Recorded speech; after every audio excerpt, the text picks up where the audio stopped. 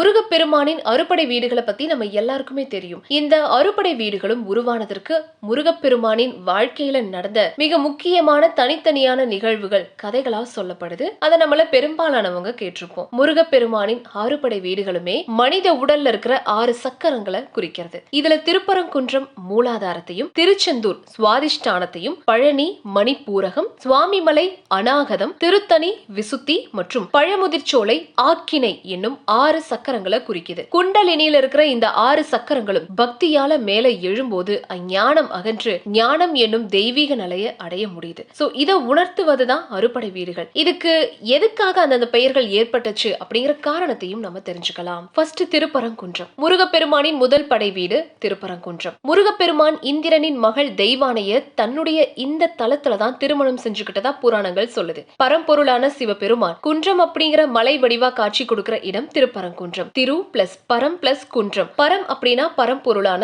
சிவபெருமான், குன்றம் அப்படின்னா குன்று, அதாவது சிறிய மலை. திரு அப்படிங்கிறது அதோடைய சிறப்பு உணர்த்துற அடைமொழி. அதனாலதான் திருப்பரங்குன்றம் அப்படின்ற பெயர் வந்திருக்கு. ரெண்டாவது திருச்செந்தூர். சூரபத்மனை வெற்றி கொண்டதால இங்க கோவில் கொண்டிருக்கிற முருகப்பெருமான் ஜெயந்திநாதர் அப்படின்னு அழைக்கப்படுறாரு. அதுவே பின்னால மருவி செந்தில்நாதர் அப்படின்னு சொல்லப்படுது. அது போலவே இந்த ஊரும் திரு செயந்தியபுரம் அப்படிங்கறதுல இருந்து மருவி திருச்செந்தூர் அப்படின்னு ஆனதா சொல்லப்படுது. முருகன் சிவந்த நிற மேனிய உடையவர் அப்படிங்கறதால செந்தில் அப்படின்னு பெயர் ஏற்பட்டதாகவும், சிவந்த நிற தெய்வமான முருகன் வசிக்கிற ஊர் அப்படிங்கறதால இது திருச்செந்தூர் அப்படின்னு அழைக்கப்பட்டதாகவும் சொல்லப்படுறது உண்டு. மூன்றாவது பழனி. மாம்பழத்துக்காக கோபம் கொண்டு வந்து அமர்ந்த முருகப்பெருமான சிவனும் பார்வதியும் இந்த திருத்தலத்திற்கு வந்து ஞான பழனி அப்படின்னு முருகனுக்கு பெயர் சூட்டி அழைச்சிருக்காங்க.